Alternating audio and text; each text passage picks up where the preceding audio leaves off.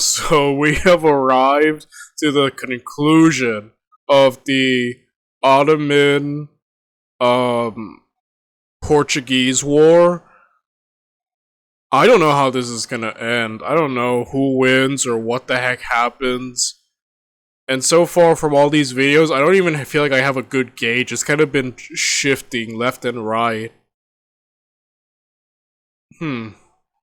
Let's find out today. Let's see how the heck this ends. Because like I said, I don't know how this is gonna end, but I'm really looking forward to seeing the conclusion.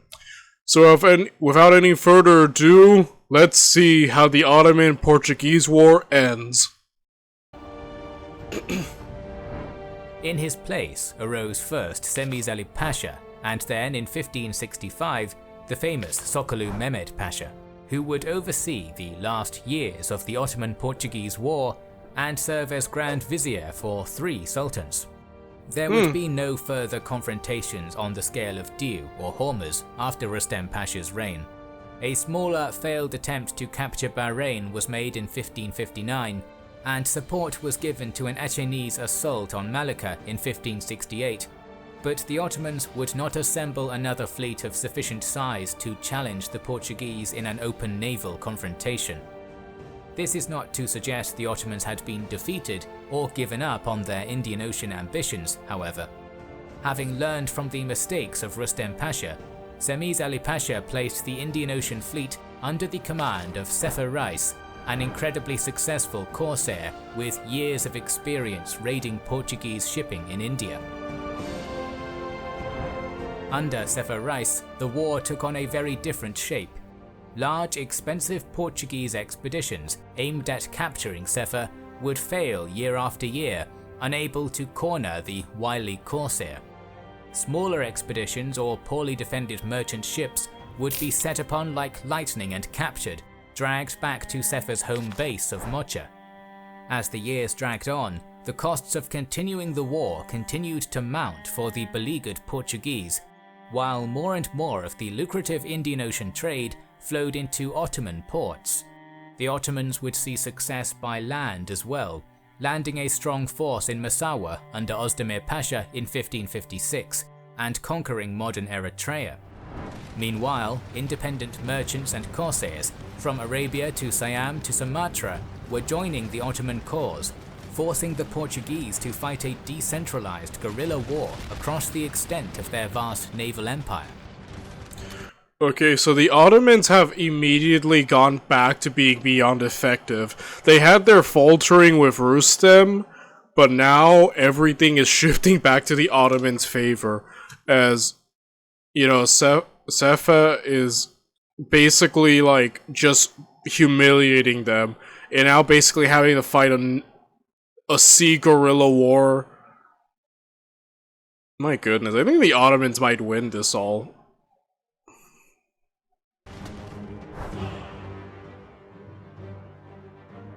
One of the most crucial fronts of this war was Northern Africa, where Morocco had served as the seat of several powerful empires over the centuries, notably controlling much of modern-day Spain during the reigns of the Almoravids and Almohads, stalling and at times pushing back the ongoing Reconquista.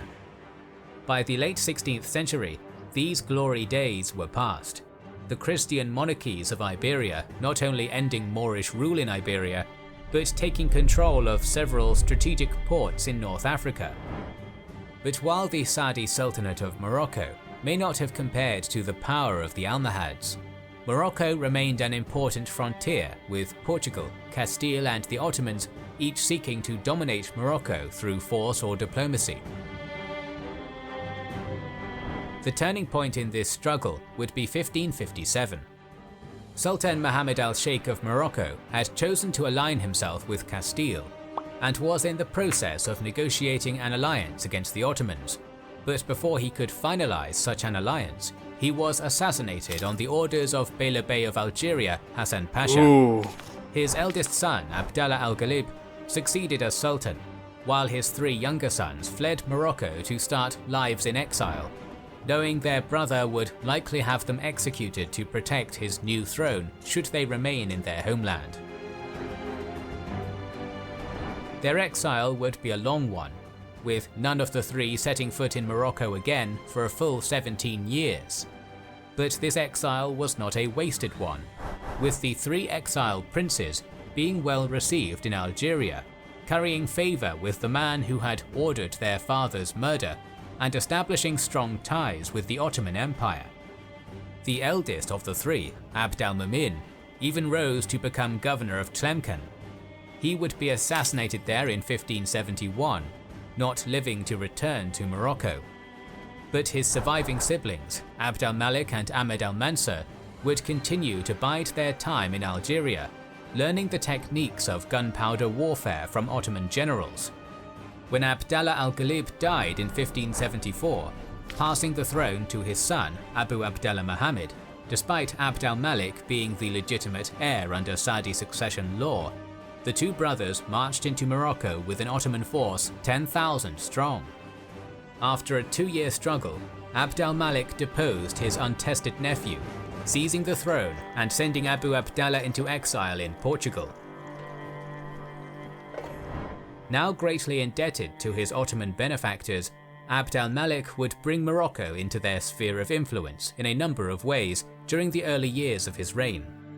Though he refused to become an Ottoman vassal, or make Morocco a regency in the manner of Algeria, he did recognize the new Sultan Murad III as his caliph, and paid a sizable tribute to have the victorious Ottoman forces withdraw after the war's end. This caused great concern in Portugal, which had been fighting for decades to resist Ottoman expansion in— Yeah, that was an interesting overall situation that just took place.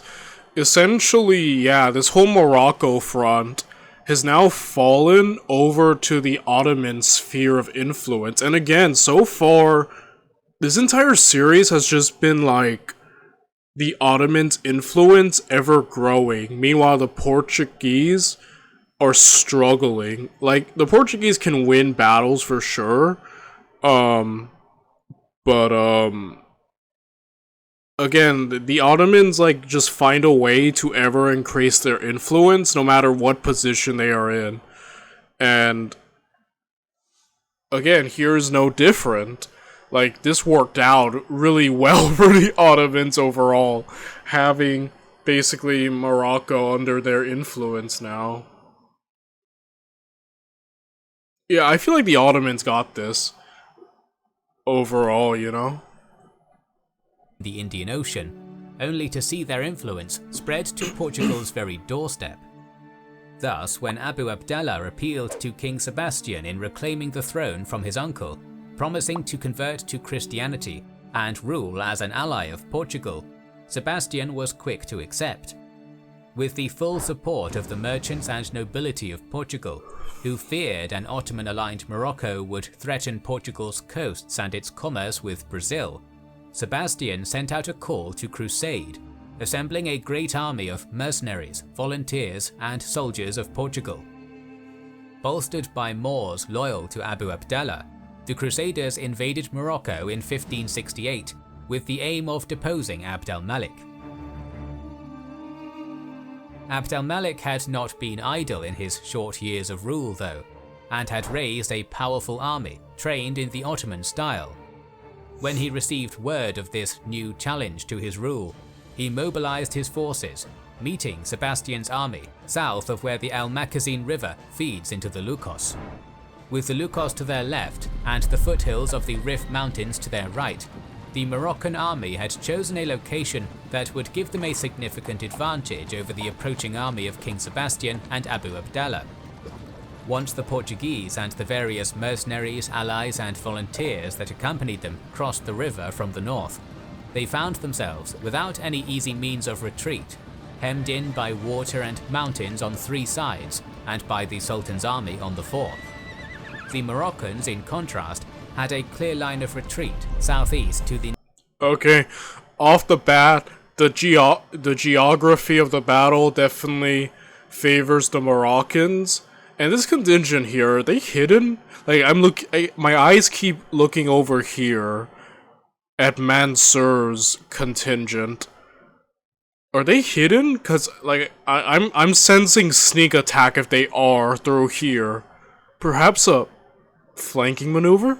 But that's if they seem hidden. I don't know. Maybe Kings and Generals will mention it if they are. But off the bat, these men are battle hardened. The Moroccans.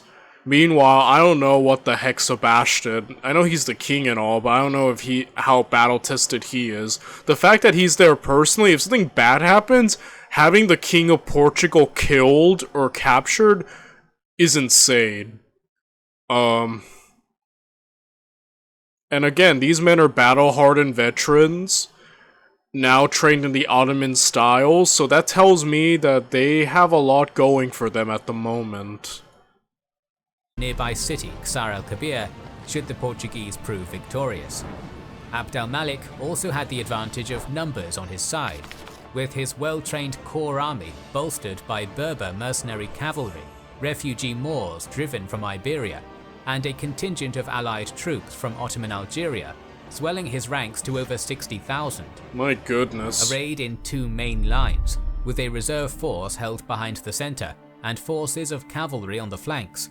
Abd al-Malik's army arrayed in a broad formation across the wide plain, in hopes of enveloping and encircling the smaller Portuguese force.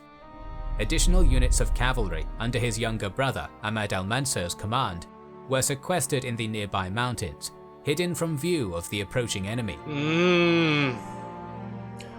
Yeah, they want to surround these guys. Okay, envelopment, sneak attack, get around them, essentially surround them. That seems to be the big ploy I'm getting from the Moroccans.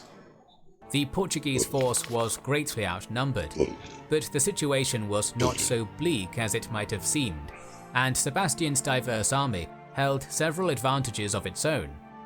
Numbering 23,000 in total, approximately half of this force were Portuguese regulars, bolstered by over 5,000 well-experienced volunteers and mercenaries from Germany, France and Castile, as well as 6,000 Moroccans loyal to Abu Abdallah. Compared to this professional force under Sebastian, many of the soldiers in Abd al-Malik's army, whether called up from the local townspeople or from among the exiled Moorish communities, were hastily equipped civilians.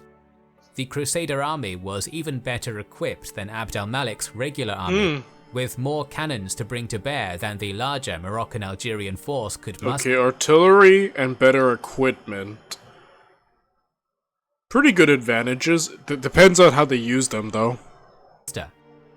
The mercenary captain Thomas Stuckley, an exiled English Catholic rebel and a veteran of Lepanto, commanded the mercenaries in the center as the Portuguese army drew up in a square formation, bristling with pikes, cannons and muskets.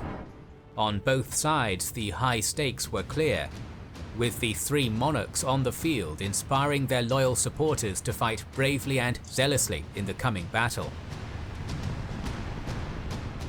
The battle was opened with an exchange of cannon fire as the Moroccans advanced, an exchange that played to the strengths of the better equipped Portuguese army.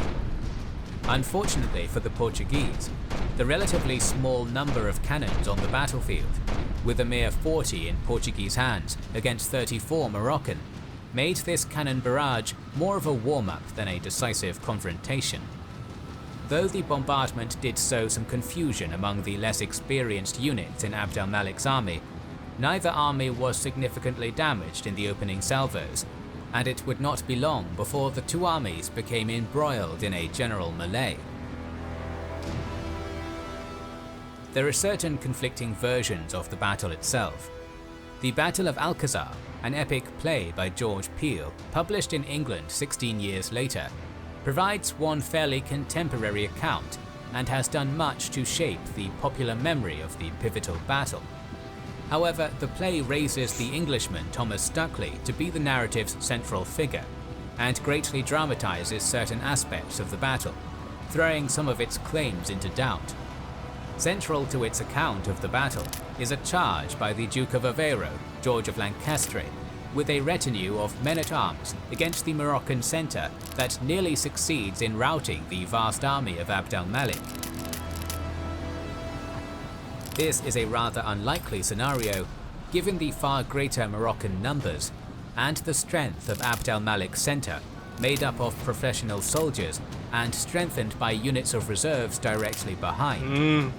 But while certain elements in Peel's account, such as the Duke's charge, are clearly exaggerated, the heavy casualties suffered by both armies demonstrate that the battle was a fiercely contested one, and the tenacious defense Pele attributes to the Crusader army was no mere fabrication.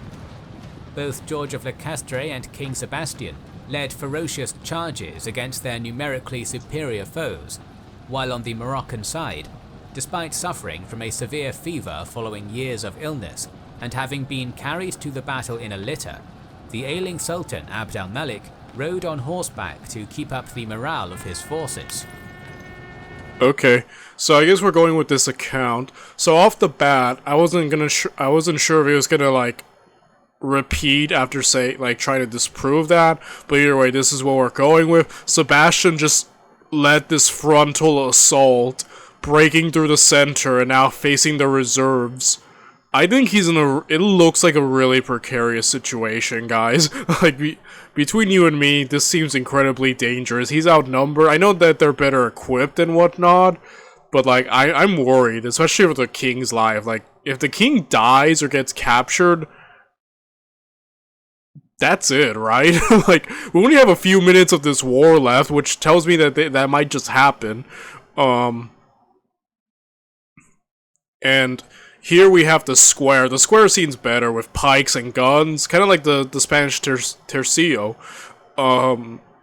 Might fare better if they just assault that, but again, I don't know. I think Sebastian being too involved seems too dangerous to me. I guess we'll see, though. Unfortunately for Sebastian and Abu Abdallah, the decision to meet Abd al-Malik in open battle, rather than taking defensive positions in the river's confluence, allowed the Moroccans to take full advantage of their greater numbers, enveloping the Portuguese square formation with their broad lines of advancing infantry. Ahmed al-Mansur's cavalry completed the encirclement and harried those in the Crusader army that attempted to escape the trap, whether to take up better positions or simply to flee from what was becoming a slaughter. Oh no. Surrounded and outnumbered, the mercenaries and Abu Abdallah's Moors were the first to break ranks and flee, only to find themselves trapped by the surging rivers and run down by Berber cavalry. Behind them, the Portuguese square wavered and finally crumbled, weakened by desertions and overrun by enemy numbers. Each of the three monarchs in the battle would perish in different ways, along with 8,000 in the Crusader army and 7,000 of Abd al-Malik's Moroccans, leading the battle to be referred to as the Battle of Three Kings. King Sebastian perished leading a doomed charge, Abu Abdallah drowned attempting to cross the swollen Lukos River to escape, and the sickly Abd al-Malik succumbed to the exertion of a day's riding. His death...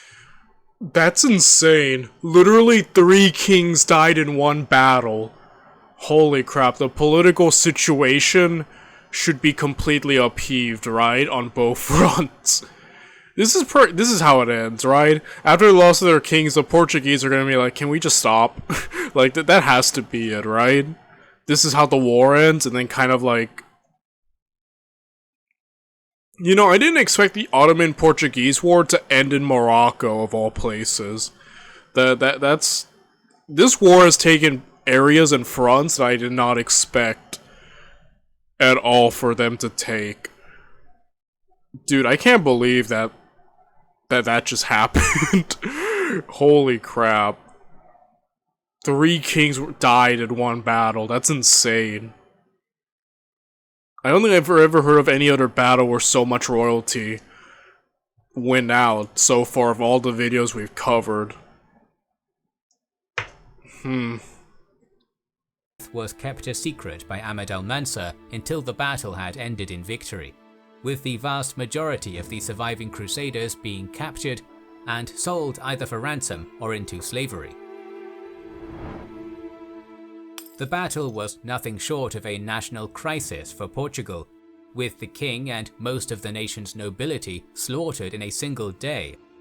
In the succession conflict that followed, a Castilian army would invade the nation, ousting claimants from Sebastian's House of Aviz to bring Portugal into a dynastic union under the House of Habsburg. Holy crap. Yet while the Moroccan victory had been decisive and total, the Battle of Alcázar Quibir was also something of a defeat for the Ottoman Empire. Abd al-Malik had been a loyal Ottoman ally, but Ahmed al-Mansur, who succeeded him, would prove fiercely independent, resisting all attempts to force Morocco into subservience, whether by Portugal, Castile, or his former patrons, the Ottomans. Yeah, so that was interesting with the Habsburgs. Yeah, we do know that the Habsburg family took Spain, and even Portugal and Spain were under the Habsburg banner. So it's cool to see that that's the moment where it happened. Wow, just like that, huh? In the coming years, he would oversee a brief golden age for Morocco, building great works across the nation and marching an army across the Sahara to conquer the great Songhai Empire of West Africa. It is difficult to summarize the Ottoman-Portuguese conflict, especially in the light of the latter being annexed by Habsburg Spain. Given the massive discrepancy in size and resources between the two powers, Portugal's dogged defense is quite remarkable, facing down one of the world's greatest empires, surrounded by its allies and tributaries. The small Iberian kingdom had waged decades of unceasing warfare and scored decisive victories in many of the war's largest confrontations. But the accomplishments of the Ottomans were remarkable in their own right. When they had taken over from the Mamluks, the Portuguese had ruled unopposed in the Indian Ocean, with the Red Sea blockaded and the Egyptian spice trade all but strangled. Just a few decades later, the Ottomans controlled the dominant share of the Indian trade, while the Caliphate, a title that had been all but meaningless since the Mongol sack of Baghdad, was again seen as a source of prestige and authority for the Ottomans by Muslims across much of the Indian Ocean world. Though the Dutch and English would become dominant in the Indian Ocean in later centuries at the expense of Portuguese and Ottomans alike, the legacy and prestige of these victories would be remarkably long-lasting.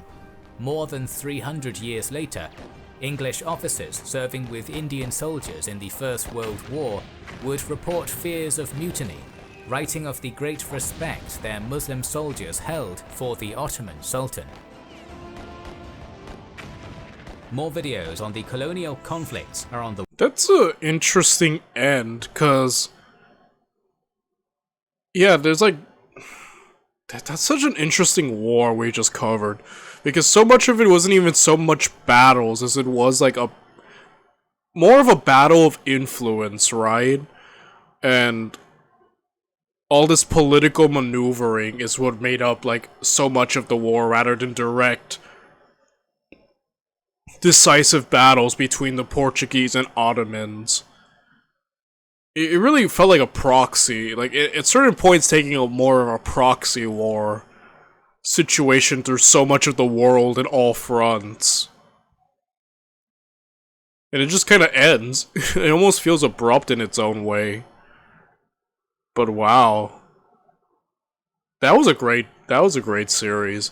Like I said, this was so unique, and it's cool to see Portugal in action. We've never really gone in depth about Portugal, so it was cool to see them kind of hold their own against the Ottomans and whatnot. So overall, yeah, guys.